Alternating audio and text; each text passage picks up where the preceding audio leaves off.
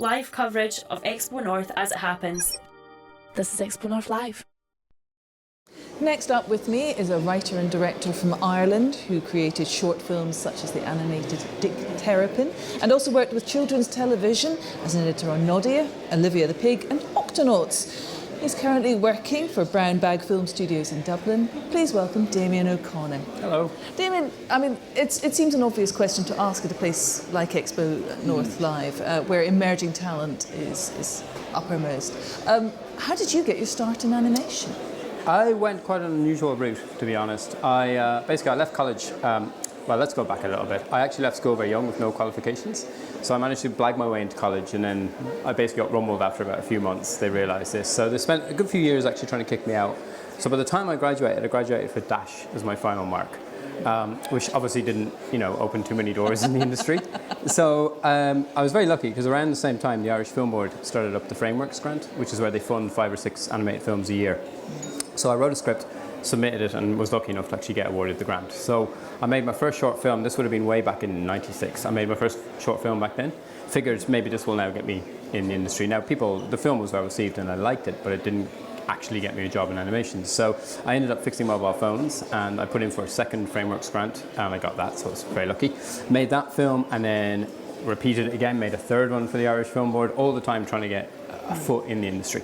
And eventually out of frustration, I decided to do something, in hindsight, it probably wasn't the smartest idea, but I decided to travel to what was then the worst place on earth, which was Angola in West Africa, to make a documentary about the worst place on earth. So basically I got a redundancy package from the job I was in, used that, went over, a production company came over with me, did the documentary, was over there for 3 weeks, came back for all the footage, and then had to learn editing to edit the footage down. So I learned editing, cut the footage down, and ended up getting a job actually filming horse racing for TV, and then moved up to sitting in the OB truck and doing kind of what we're doing here.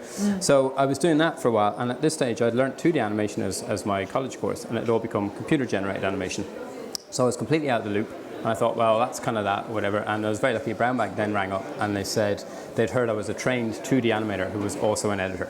So basically would have liked to come in and assist and edit on Noddy, which was the first big show they did. So that's got me in the door. I was 36 years old before I got a job in the industry, which I guess is reassuring in one way. Yeah. And also interesting because it suggests that you could start out with a multiplicity of skills, or if you could start off in one place and if you're versatile enough, you can move over to something completely different. Absolutely, and that's what that's my advice always to students is at panels, whatever, I'll be asked, how do I get a job as a character designer, or how do I get a job in this specific discipline? And I always advise, look, learn everything you can about all aspects of filmmaking and program making, and then hopefully you'll just get in on one avenue, and then from that one avenue you can start saying, oh, by the way, I also do character design, or I also do storyboards, and then slowly work your way up. Now, Dick Terrapin is available on YouTube if people want to see it. It is somewhere, yeah. Yes, I managed to source it. Don't ask me how, but I think it was legitimate. I mean, where did the idea for Dick Terrapin come from? Dick Terrapin is a true story. Yes, my own Terrapin. Dick, obviously. The only difference in the film between the film and real life is that I changed it to my brother. It's actually my brother. My older brother is me in the film, if that makes sense. But no, Dick was, to people who haven't seen the film, Dick was my Terrapin.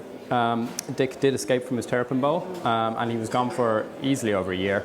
And then we'd all given up on him. We'd assumed he was just, gone to the farm. Meat. Yeah. And my mum was playing away on a piano in my house, and she looked down and saw a massive Terrapin shell.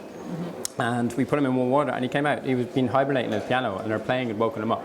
But by now he was huge, and he'd do real damage if he bit you. So he got so big that my mum basically sent him to the zoo. And then years later, I was with my now wife, then girlfriend. We went to the zoo, and I told her all about Dick, and we did go to the reptile room, and there was Dick Terrapin. Told her all about it, and that night she met my brother for the first time. We were in a taxi, and she said, oh, we went to the zoo today, and we saw Dick Terrapin, and he actually started laughing, and then the taxi driver worked it out as well, and he started laughing, and basically Dick never went to the zoo at all. Well, I mean, we can check out your work at Brown Bag, but if you are going to check out anything, do try and look up for Dick Terrapin. It's fantastic. Thank you. Thank you very much indeed. Thanks a lot.